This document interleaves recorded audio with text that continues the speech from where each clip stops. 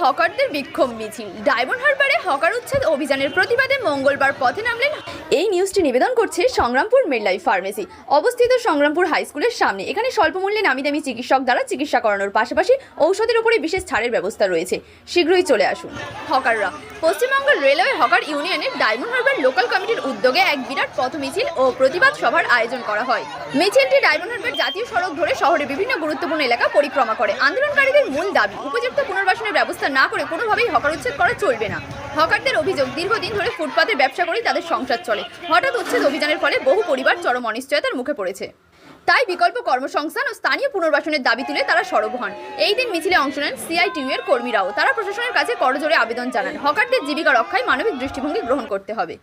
আন্দোলনকারীরা জানান, দাবি না মানা হলে আগামী দিনে আরো বৃহত্তর আন্দোলনের পথে হাঁটবেন।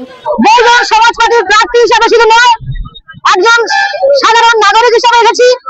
ভারতবর্ষের পশ্চিমবঙ্গ রাজ্যের ডায়মন্ড হারবারের 1 নম্বর প্ল্যাটফর্মে হকার ইউনিয়ন দেখুন সবাই জড়ো হয়েছে। হকার উচ্ছেদ প্রক্রিয়া চলছে। পশ্চিমবঙ্গ সরকার যে প্রক্রিয়াটা নিয়েছে হকার উচ্ছেদের, এই যে হকার উচ্ছেদ করছে তার কারণটা কি? প্রথম কারণ হলো যে গরিব মানুষদেরকে শোষণ করা, এভাবে প্রশ্ন হচ্ছে সেটা। কারণ এতগুলো মানুষ তারা সংসার চালাচ্ছে, তাদের ছেলে মেয়ে আছে, তাদের লেখাপড়া আছে, তাদেরকে সংসার চালাতে গেলে তাদের তো কিছু করে খেতে হবে।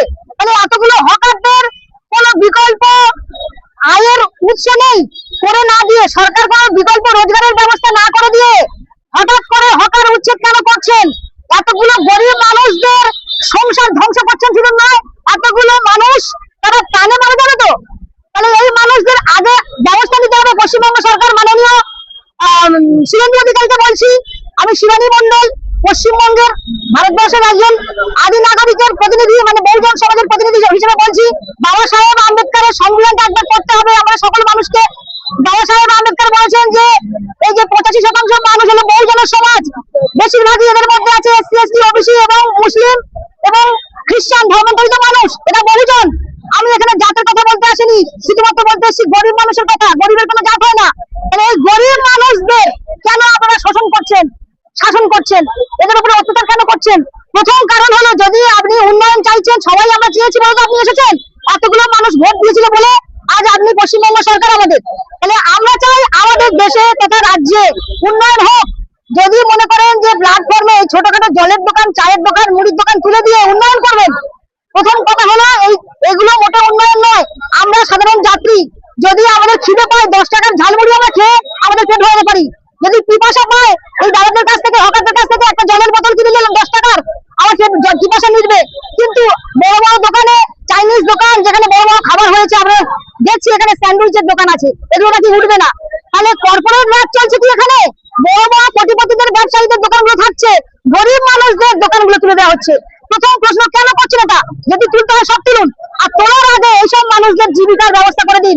এদের মধ্যে BA pass, MA pass, BEd pass, এদের মধ্যে মাধ্যমিক পাস, উচ্চ মাধ্যমিক পাস এবং অল্প শিক্ষিত মানুষ আছে। তাদের শিক্ষা অনুযায়ী, যোগ্যতা অনুযায়ী তাদের কর্মসংস্থানের ব্যবস্থা করে দিন। বিকল্প ব্যবস্থা কি আছে? বিকল্প রোজগারের ব্যবস্থা করে দেওয়ার পর তবেই না আপনারা হকার উচ্ছেদ করবেন, তবেই না আপনাদের এদেরকে স্টেশন থেকে তুলবেন। তার আগে এদেরকে একটা বিকল্প ব্যবস্থা করে দিন। বহুজন সমাজের নেত্রী হিসাবে, বিএসপি পার্টির প্রতিনিধি হিসেবে আজকে আসেনি, আজকে এসেছি সাধারণ একটা নাগরিক হিসাবে, সাধারণ মানুষের অধিকার নিয়ে বলতে এসেছি। বাবা সাহেব আম্বেদকরের প্রতিনিধি হিসাবে বাবা সাহেব আম্বেদকরের সংবিধানকে তুলে ধরতে এসেছি, যে সংবিধানে বলে গেছেন বাবা সাহেব সংখ্যা অনুযায়ী প্রতিটি মানুষের সমান অধিকার।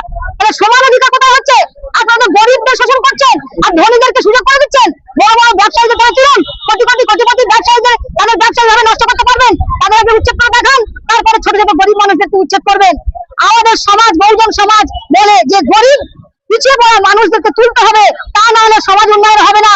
আগে গ্রাম থেকে, পাড়া থেকে গরিব মানুষদেরকে আগে শিক্ষিত করতে হবে, তাদের জীবন জীবিকার ব্যবস্থা করতে হবে, তাদের উন্নয়নের ব্যবস্থা করতে হবে, তবে আমাদের সভ্যতা এগিয়ে যাবে। গরিব মানুষদেরকে পিছনে রেখে, মূর্খ করে রেখে দিয়ে, তাদেরকে শোষণ শাসন করে রেখে কোনোদিন সে দেশ এগিয়ে যায় না, যাবেও না। তাই বাবা সাহেব আম্বেদকর বলছি, বাবা সাহেব আম্বেদকর জিন্দাবাদ।